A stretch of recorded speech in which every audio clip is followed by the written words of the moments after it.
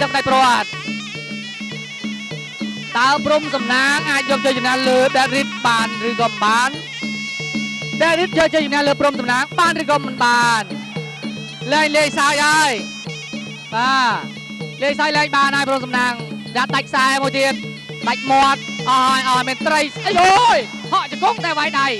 អីយយចាប់ហើយចាប់បានហើយចាប់បានស្រេចចាប់បានស្រេចចាប់បានស្រេចអញ្ញាកដាក៏ចាប់បានស្រេចបាទឥឡូវមកទៀតព្រមសំណាងគាត់ស្ដាប់មួយពីរជើង3ជើង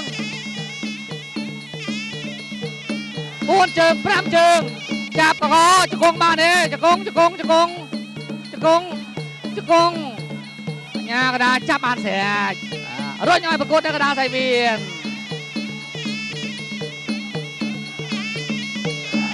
យោយបែកហូរឈាមព្រំសំណាងអាចទៅបៅចាស់នឹងឈាមឈប់ដល់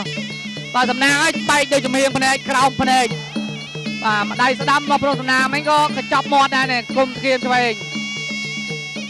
ប៉ះដៃមួយប៉ះដៃនឹងស្ទាយសុំសម្រាប់ឲ្យបានហត់ទេនិយាយជាផ្លូវការគឺថាសុំឈប់សុំធីផ្លែតបាទ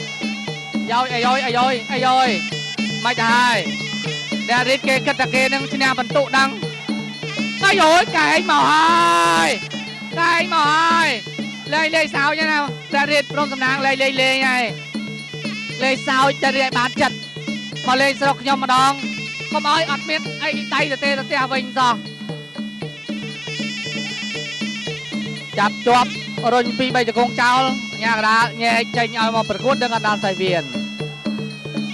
រុំសំណាងចូលបន្តទៀតហាមឃ្លាតហាមឆ្ងាយ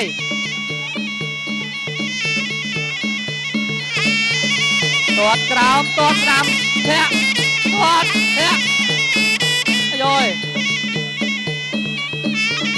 រុំសំណាងកន្លងមើលលើមើលក្រោមកកែអាយយជង្គង់កែជង្គង់ចង់ជង្គង់ឥឡូវចាប់បានហើយធ្វើម៉េចចាប់បានស្រេចរុញផ្ដួលចោលញ៉ាកដាបំបែកបាទឱកាសល្អមកដល់អាយយសងមកវិញមកកាយទៀតហើយសំណាងចំទៅបៅចាស់ទេសំណាងក៏មកកាយទៅវិញអាយជង្គង់ទៅទៀតហើយ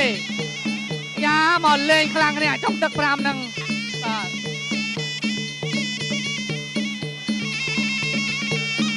បាទប៉ាដៃមើលប៉ាដៃអត់ទេអត់ប៉ះទេទាត់